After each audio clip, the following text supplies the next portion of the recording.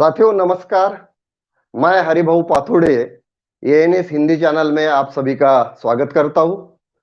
आजकल हम देख रहे हैं पूरे भारत में धर्म के नाम पर कहीं दंगे हो रहे हैं, कहीं आपस में भिड़ रहे लोग। ये क्या हो रहा है? जैसा हम देखते हैं कि इस पूरे धर्म के नाम पर ये धर्मांध ये जहर भर रहे हैं और कोई इनके जो अनुयायी होते हैं या ये धर्मांधों के आड़ हिजाब और शफरान वाले ये कहर कर देते हैं।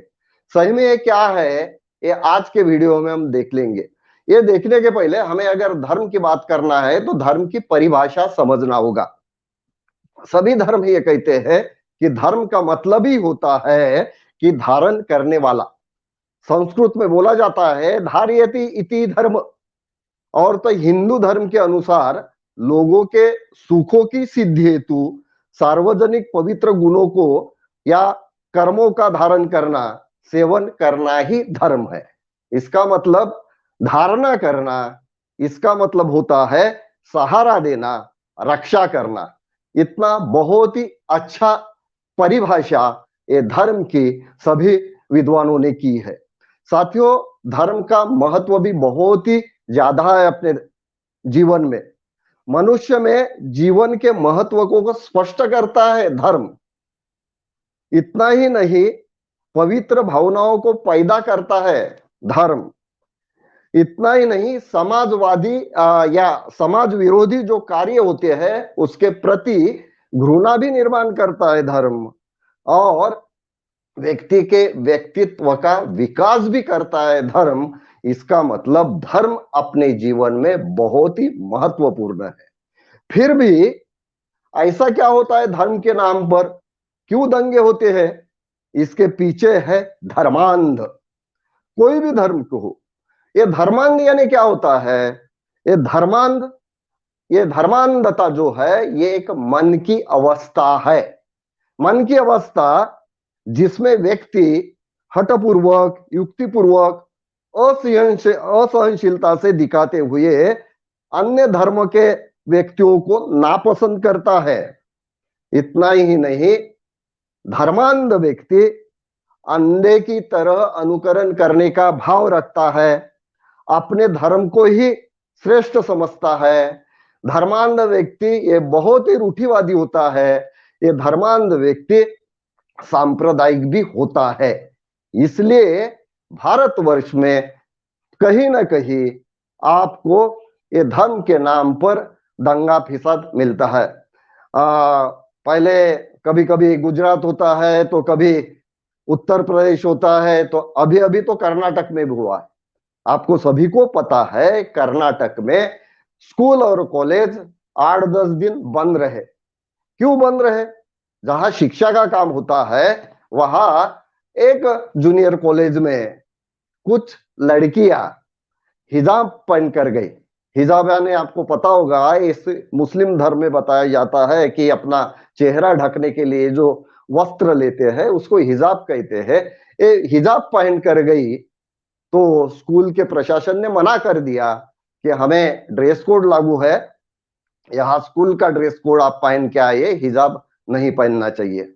ये सब लड़कियां अपने अपने घर गई और अपने जो पेरेंट्स को इन्होंने बताया, तो पेरेंट्स ने ये बोला कैसा नहीं, हिजाब क्यों नहीं पहन सकते? हिजाब हमारे धर्म में लिखा हुआ है, हिजाब हमारा अधिकार है। ऐसा जब उन्होंने कहा और ये बात जब स्कूल की बात आम हो गई, तब क्या हुआ? तब बाकी धर्मों के जो लड़के भी वहां पढ़ते थे वो भी अपने पेरेंट्स को बताने लगे कि हमारे स्कूल में ऐसा कुछ ये चल रहा है कि हिजाब का। तो इनके पेरेंट्स ने बाकी धर्मों के उन्होंने भी कहा कि तुम भी शैफरॉन पहनो। अभी शैफरॉन का मतलब होता है एक गेरुआ रंग का, जो वो जिसको हम दुपट्टा भी कहते हैं, ऐसा कुछ वो गले में लटकाते हैं, वो सैफरॉन ये गेरुआ रंग का होता है। इसलिए हिंदुओं का प्रतीक है ऐसे समझते हैं, और हिजाब ये मुस्लिम का प्रतीक है ऐसा समझते हैं। तो शुरू गई बात हिजाब वर्सेस सैफरॉन की। और बाहर से ये सब धर्मांध, जो मैंने धर्मांधों की ये उनके मन की अवस्था आपको बता दी।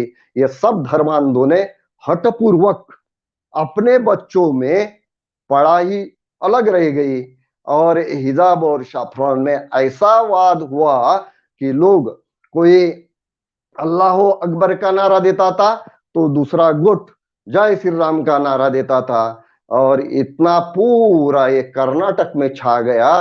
प्रशासन को 8-10 दिन स्कूल कॉलेज बंद रखना पड़ा। बात कोई भी नहीं थी, फिर भी हिजाब और शाफरान के नाम पर ये बच्चों ने कहर कर दिया था। ये बात कर्नाटक तक ही सीमित नहीं रही, ये महाराष्ट्र में आई। वहां का मालेगांव शहर हो तो हजारों महिलाएं जो सड़क पर आ गई और उन्हों को भी लगा कि ये हिजाब हमारा हक है। ये बात दिल्ली तक गई, वहां भी लोग सैफ्रॉन पहनकर आ गए और वो बोले ये हमारा हक है। यानी पूरा भारत हिजाब और सैफ्रॉन की वजह से खतरे में आ गया और ये धर्मांध बोलने लगा कि हमारा धर्म खतरे में है, हमारा धर्म खतरे में है। ये हमें समझना होगा कि मैंने जो धर्म की भाषा बताई है, हिजाब यानी सैफ्रॉन, ये धर्म नहीं है। फिर ऐसा क्यों होता है, इसके नाम पर ऐसा लोग क्यों करते हैं? आपको सभी को पता है कि ये जो धर्मांध होते हैं, ये धर्मांध ये ऐसे कर्मकांड को, यानी जो कोई पहराव हो या कोई कर्मकांड हो, इसको ही धर्म मानते हैं और अपनी बात, अपना मत ये दूसरों पर लादना चाहते हैं। और इसलिए ये पूर्ण धार्मिकता, ये कट्टरता, ये हटवादिता ये और धूम मचा लेती है। तो भाइयों साथियों, आपको सभी को पता है कि बहुत ही सारे लोगों ने कहा है कि मजहब नहीं सिखाता है। कि उर्दू कवि है इकबाल जी, आपको जिनका नाम पता है, वो कहते थे मजहब नहीं सिखाता आपस में बैर रखना। यानी मजहब इसका मतलब होता है धर्म, धर्म आपस में बैर रखने के लिए नहीं कहता। फिर भी लोग ऐसा क्यों करते हैं, इसकी मूल समस्या हमने जानना चाहिए।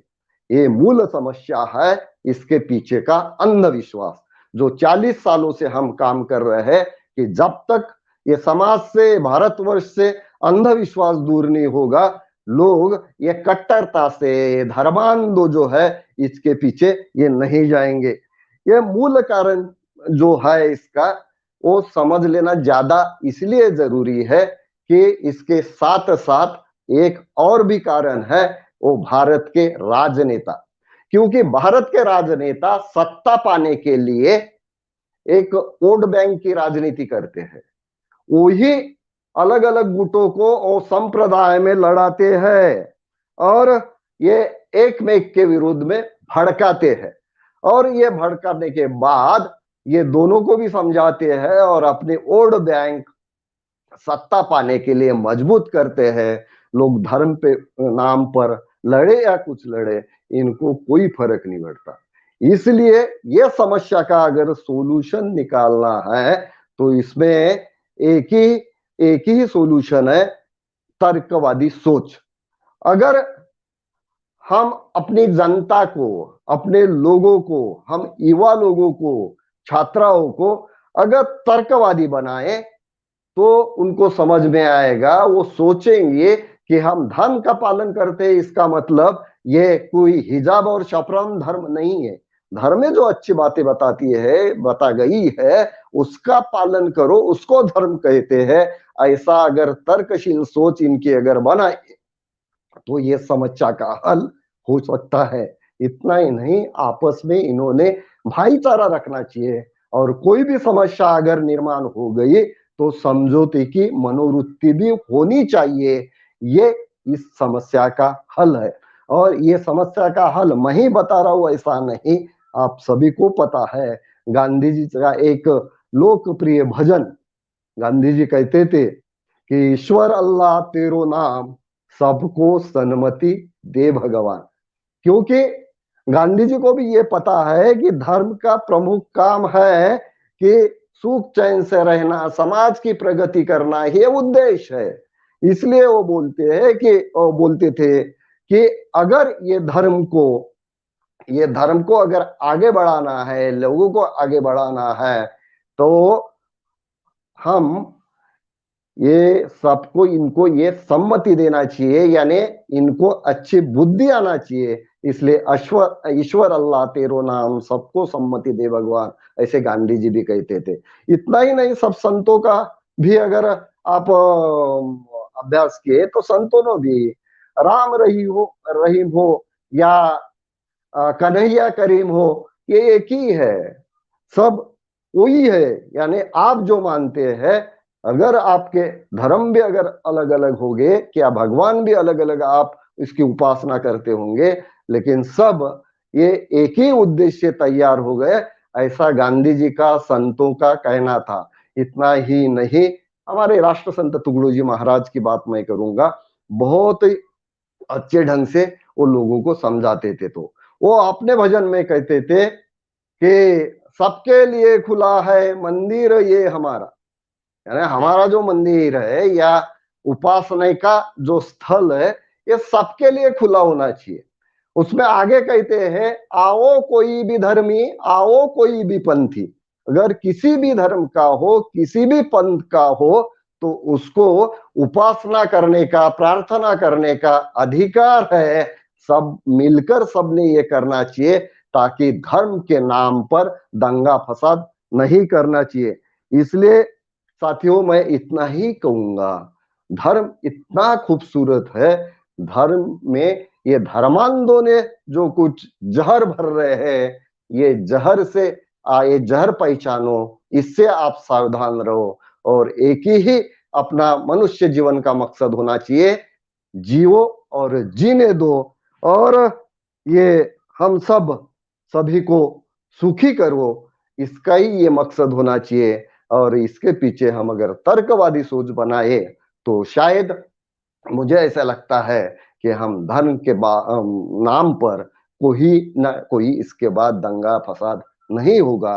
मेरे युवा साथियों से ये कहूंगा, ये सब आपको तर्कवादी सोच बढ़ाने के लिए आपको अखिल भारतीय अंधश्रद्धा निर्मूलन समिति जैसे एक संगठन में अगर आप शामिल हुए, तो आपको तर्कशील कैसा बनना है, तर्कवादी सोच कैसा रखनी है, ये भी आपको पता चलेगी, और अपने भारत का विकास होगा।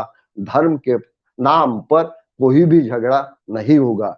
इसलिए साथियों, अगर ये वीडियो आपको अच्छा लगा तो इसको लाइक करो, इसे शेयर करो, और हमारा एएनएस हिंदी चैनल देखने के लिए या नोटिफिकेशन पाने के लिए अपन बेल आइकन दबाकर आप हमें और ऐसे नए नए वीडियो या वीडियो के माध्यम से जानकारी देने के लिए हम आपके साथ आते रहेंगे।